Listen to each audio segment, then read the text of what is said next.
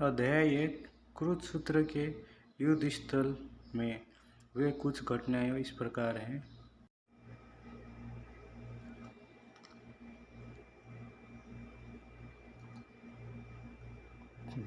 धृतराष्ट्र बोले, हे संजय, धर्मभूमि कुरुक्षेत्र में एकत्रित युद्ध की इच्छा वाले मेरे और पांडवों के पुत्र ने क्या किया?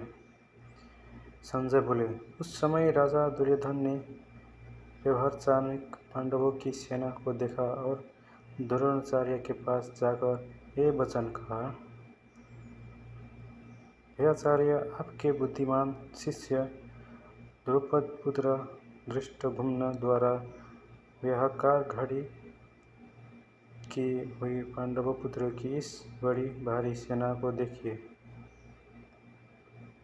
इस सेना में बड़े बड़े धनुष वाले तथा युद्ध में भी और अर्जुन के समान शूरवीर सात्विक और विराट तथा महारथी राजा द्रुपद, धृष्टकेतु और चेकितान तथा बलवान काशीराज पुरोजित कुंतीभोज और मनुष्य में श्रेष्ठ सेव्य पराक्रमी विधानमन्यु तथा बलवान मौजा सुभद्रापुत्र अभिमन्यु एवं द्रौपदी के 5 पुत्र ये सभी महारथी हैं। हे ब्रह्मांड श्रेष्ठ, अपने पक्ष में भी जो प्रधान है उनको आप समझ लीजिए।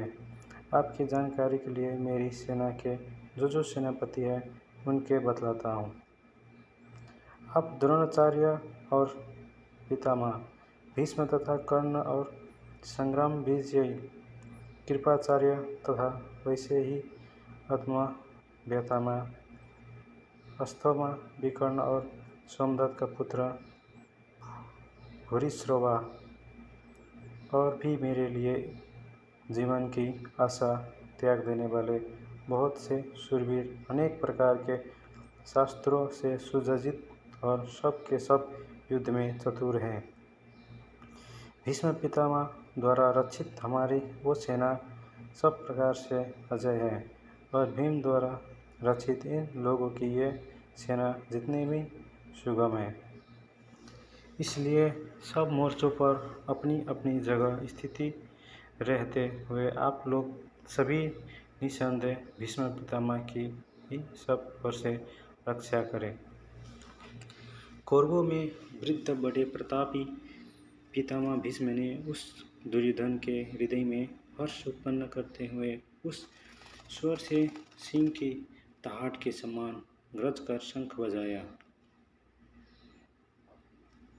इसके पश्चात शंख और नगाड़े तथा ढोल मृदंग और नरसिंगे आदि बजाए एक साथ ही बजे उठे। उनका वो शब्द बड़ा भयंकर हुआ। इसके अनंत सफ़ेद घोड़ों से युक्त रथ में बैठे हुए श्री कृष्ण महाराज और अर्जुन ने भी अलौकिक शंख बजाए। श्री कृष्ण महाराज ने पंचजन्य नामक, अर्जुन ने देवदत्त नामक और भयानक कर्म वाले भीमसेन ने पौंड्रू नामक महाशंख बजाया। कुंतीपुत्र राजा युधिष्ठिर ने अंतर्विजय नामक और नकुल तथा सहदेव ने सुघोषक और मणिपुष्पक नामक शंख बजाए।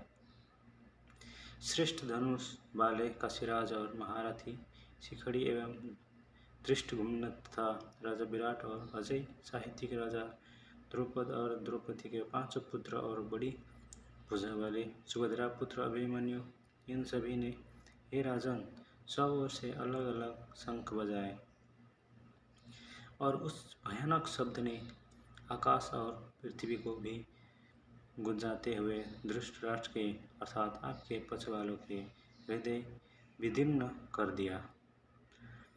हे राजन, इसके बाद कपिध्वज अर्जुन ने मोर्चा बांधकर डटे हुए धृतराष्ट्र समुद्रियों को देखकर उस शस्त्र चलने की तैयारी के समय धनुष उठाकर ऋषिकेश श्री कृष्ण महाराज से ये वचन कहा है, अच्युत मेरे रथ को दोनों सेनाओं के बीच में खड़ा कीजिए और जब तक कि मैं युद्ध क्षेत्र में डटे हुए के अभिलाषी इन विपक्षी योद्धाओं को भली प्रकार देख न लूँ कि इस युद्ध रूप व्यापार में मुझे किन किन के साथ युद्ध करना योग्य है, तब तक उसके खड़ा रखिए।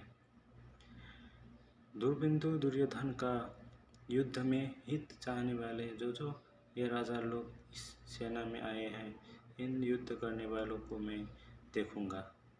संजय बोले, हे धृतराष्ट्र, अर्जुन द्वारा कहे अनुसार महाराज श्री कृष्णचंद्र ने दोनों सेनाओं के बीच में भीष्म और द्रोणाचार्य के सामने तथा संपूर्ण राजाओं के सामने उत्तम रथ को खड़ा कर इस प्रकार कहा है कि पार्थ युद्ध के लिए जुटे हुए इन कौरवों को देख। श्रवण सुरित। इसके बाद प्रथापुत्र अर्जुन ने उन दोनों ही सेनाओं में स्थिति ताऊ चाचों को, दादों परदादों को, गुरुओं को, मामाओं को, भाइयों को, पुत्रों को, पौत्रों को तथा मित्रों को, ससुरों को और सुहृदों को भी देखा। उन उपस्थिति संपूर्ण बंधुओं को देखकर वे कुंती पुत्र अर्जुन अत्यंत करुणा से युक्त होकर शोक करते हुए एक वचन बोले। अर्जुन बोले, हे कृष्ण, युद्ध क्षेत्र में डटे हुए युद्ध के अभिलाषी इस सज्जन समुदाय को देखकर मेरे अंग शिथिल हुए जा रहे हैं और मुख सूखा जा रहा है तथा मेरे शरीर में कंप एवं रोमांचक हो रहा है। हाथ से गाड़ी धनुष गिर रहा है और त्वचा भी बहुत जल रही है तथा मेरा मन भ्रमित सा हो रहा है, इसलिए मैं खड़ा रहने को भी समर्थ नहीं हूँ। हे केशव, मैं लक्ष्मणों को भी विपरीत ही देख रहा हूँ तथा युद्ध में स्वजन समुदाय को मारकर कल्याण भी नहीं देखता। हे कृष्ण, मैं न तो विजय चाहता हूँ और न राज्य तथा सुखों को ही है। गोविंद, हमें ऐसे राज्य से क्या प्रयोजन है अथवा ऐसे भोगों से और जीवन से भी क्या लाभ है। हमें जिनके लिए राज्य भोग और सुखादि अभिष्ट है, वही ये सब धन और जीवन की आशा को त्याग कर युद्ध में खड़े हैं। गुरजन, ताऊ, चाचे, लड़के और उसी प्रकार दादे, मामे, ससुर, पौत्र, साले तथा और भी संबंधी लोग हैं। हे मधुसूदन, मुझे मारने पर भी अथवा तीनों लोगों के राज्य के लिए भी मैं इन सब को मारना नहीं चाहता, फिर पृथ्वी के लिए तो कहना ही क्या है। हे जनार्दन, धृतराष्ट्र के पुत्रों को मारकर हमें क्या प्रसन्नता होगी। इन आततियों को मारकर तो हमें पाप ही लगेगा। अतएव हे बांधव, अपने ही बंधवों धृतराष्ट्र के पुत्रों को मारने के लिए हम योग्य नहीं है, क्योंकि अपने ही कुटुंब को मारकर हमें कैसे सुख मिलेगा। यद्यपि लोग से भ्रष्टचित्त हुए ये लोग कुल के नाशक उससे उत्पन्न दोष को और मित्रों से विरोध करने में पाप को नहीं देखते तो भी है। जनार्दन, कुल के नाश से उत्पन्न दोष को जनाने वाले हम लोगों को इस पाप से हटने के लिए क्यों नहीं विचार करना चाहिए। कुल के नाश से सनातन कुल धर्म नष्ट हो जाते हैं तथा धर्म का नाश हो जाने पर संपूर्ण कुल में पाप ही बहुत फैल जाता है। हे कृष्ण, पाप के अधिक बढ़ जाने से कुल की स्त्रियां अत्यंत दूषित हो जाती है और हे वैष्णव, स्त्रियों के दूषित हो जाने पर वर्ण संहार उत्पन्न हो जाता है। वर्ण संहार कुल घातियों को और कुल को नरक में ले जाने के लिए ही होता है।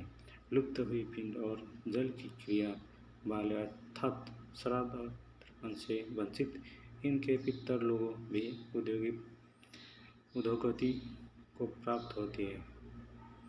इन वर्ण संहार दोषों से कुलघातियों के सनातन कुल धर्म और जातीय धर्म नष्ट हो जाते हैं। हे जनार्दन, जिनका कुल धर्म नष्ट हो गया है, ऐसे मनुष्यों का अनिश्चित काल तक नरक में वास होता है।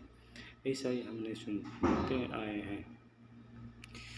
हाँ, सुख हम लोग बुद्धिमान होकर भी महान पाप करने के वो तैयार हो गए हैं, जो राज्य और सुख के लिए सुख लोभ से स्वजनों को मारने के लिए उद्यम हो गए हैं।